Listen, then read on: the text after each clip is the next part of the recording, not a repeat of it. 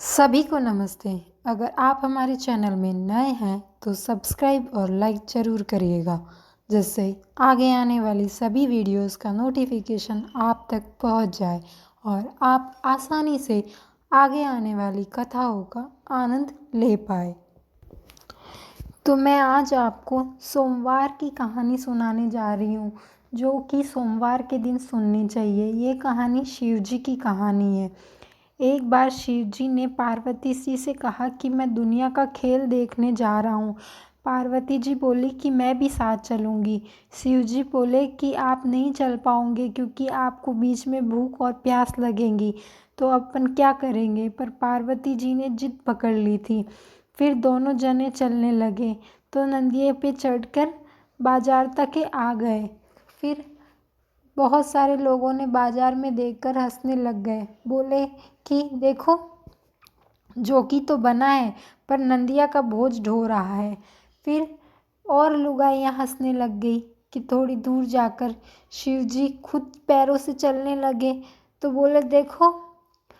लोग फिर हंसे, बोले देखो, जोगी बना है, अब तो खुद पैदल चल रहा है और औरत को अपने पीछे बैठा रखा है।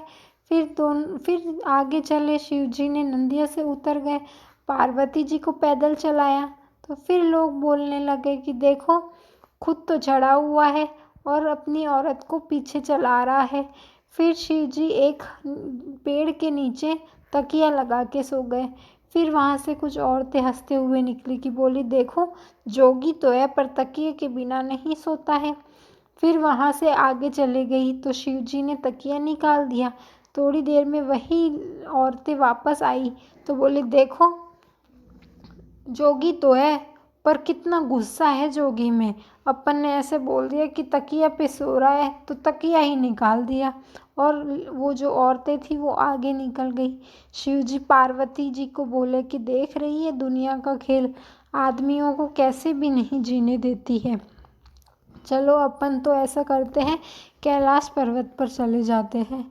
फिर वो कैलाश पर्वत की ओर निकले। थोड़ी दूर हो गई, पार्वती जी बोली कि मुझे तो बहुत प्यास लग रही है। शिव जी बोले कि मैंने तो आपको पहले ही बोला था। फिर पार्वती जी बोली नहीं, मुझे तो अब प्यास लगी है तो आपको पिलाना ही पड़ेगा। तो फिर शिव जी ने अपनी जटा खोली और वहाँ पे गंगा जी बहा दी। शिव जी, पार्वती जी और नंदिया वहाँ बैठकर जल पी लिए। थोड़ी दूर और आगे चले तो पार्वती जी ने वापस बोला कि मुझे तो अब भूख लग रही है।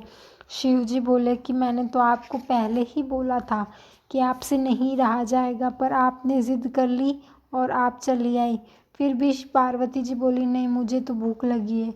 फिर शिव जी और पार्वती जी एक बुढ़िया के पास गए। बोले कि बुढ़िया माई अलख राम। बुढ़िया माई पूछी कि अलख राम को क्या चाहिए। शिव जी बोले कि खीर खाने का भोजन। बुढ़िया माई बोले कि मेरे घर में तो बहुत सारे लोग हैं पहले से ही, और मैं किस किस को खिलाऊं। फिर शिव जी और पार्वती जी आगे गए दूसरी बुढ़िया के पास। तो फिर बोले बुढ़िया माई अलख राम। बुढ़िया माई बोली कि अलख राम को क्या चाहिए। शिव जी बोले कि खीर खाने का भोजन। बुढ़िया माई बोली कि आओ महाराज, बैठो महाराज, और बाहर को सामग्री लाने चले गई। शिव जी पूछे बुढ़िया माई कहाँ जा रहे हो। तो बुढ़िया माई बोली कि सामग्री लाने जा रही हूँ। फिर वो शिव जी बोले कि पहले तेरे घर में तो देख ले। तो वो देखी तो सारी चीज़ों के ठूठ भंडार हो रहे थे। फिर उसने खूब रसोई बनाई। 2 पनवाड़ा शिव जी पार्वती जी को परोसे, 1 नंदिया को परोसा। फिर शिव जी बोले कि 3 पनवाड़ा और परोस। बुढ़िया माई पूछे कि 3 और कौन जिमेगा। शिव जी बोले कि 1 तेरा बेटा, 1 तेरी बहू और 1 तेरा। बुढ़िया माई बोली महाराज, मेरे पास कहाँ बेटे बहू है। शिव जी बोले कि पीछे मुड़ कर तो देख, तो 16 बरस का बेटा और बहू गठजोड़े से खड़े थे। सब कोई खाना खा लिए। शिव जी पार्वती जी तो घर चलने लगे। बुढ़िया माई सबको प्रसाद बांटने लगी। पहले बुढ़िया माई के पास गई, वो पूछने लगी कि आज तेरे कहाँ से आया। उसने सारी बात बता दी। बुढ़िया माई बोली कि वो मेरे से तो ले गए और तेरे को दे गए। फिर वो बुढ़िया माई शिवजी और पार्वती जी के पीछे भागी। पार्वती जी बोली कि देखो बुढ़िया माई भागी आ रही है। शिव जी बोले कि थे तो रास्ते में बहुत परेशान करे हो मुझे।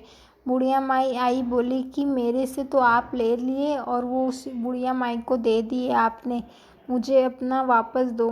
तो वो बोली कि तूने तो ना की तो तेरे ना हो गए, और उसने हाँ बोली तो उसके सारा हाँ हो गया। फिर शिव जी बोले कि अगर तू तेरे धन में से आधा धन उसे दे देंगी तो तेरे पास वापस हो जाएगा। बुढ़िया माई बोली कि हाँ मैं ऐसा ही करूँगी जैसे आप बोल रहे हो। हे भगवान, जैसे जिसने बुढ़िया ने रसोई जिमाई थी उनको धन दिया, वैसा सबको देना, जो सुनता है, जो कहता है, जो हुकारा भरता है उसके सारे परिवार को देना। बोलो शिव बाबा की, भोलेनाथ की जय।